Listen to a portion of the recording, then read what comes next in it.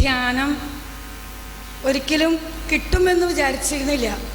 ഞങ്ങൾ കുറേ പേർക്ക് ധ്യാനത്തിന്, വരദാന വളർച്ചാ ധ്യാനത്തിന് ഒരുക്കിയെങ്കിലും അവർക്ക് വരാൻ പറ്റാത്ത സാഹചര്യമായി. ഈ എൻ്റെ കൂടെ വന്ന വ്യക്തിക്കും വരാൻ പറ്റാത്തൊരു സാഹചര്യമായിരുന്നു. പക്ഷേ എങ്കിലും ദൈവം അവസാന നിമിഷത്തിൽ ദൈവം ഒരുക്കി, പിതാവിനാൽ ആകർഷിക്കപ്പെടാതെ ആരും എൻ്റെ അടുക്കിലേക്ക് വരുന്നില്ല എന്ന് തിരുവചനം എന്നിലെ മനസ്സിൽ വരുന്നത്.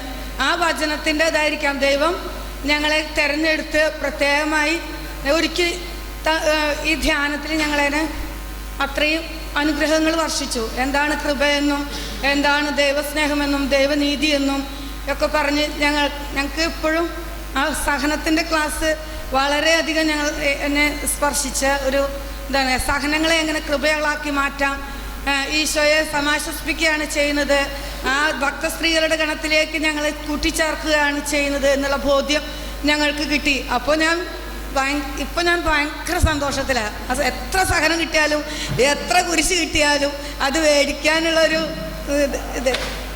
പിന്നെ ഞാൻ പറയട്ടെ, എല്ലാവരും നന്ദി പറഞ്ഞു. ഒരു ഗണത്തിനോട് മാത്രം നന്ദി പറഞ്ഞില്ല. അത് ഞാൻ നന്ദി പറയാണ്.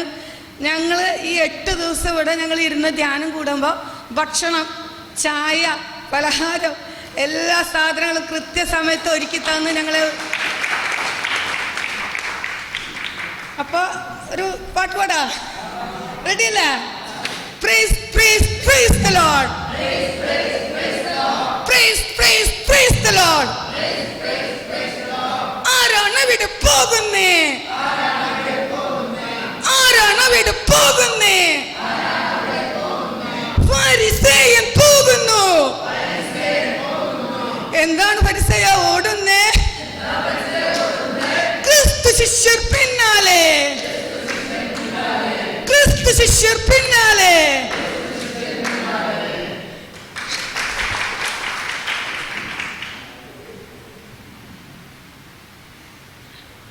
ഞാൻ ആദ്യമായിട്ടാണ്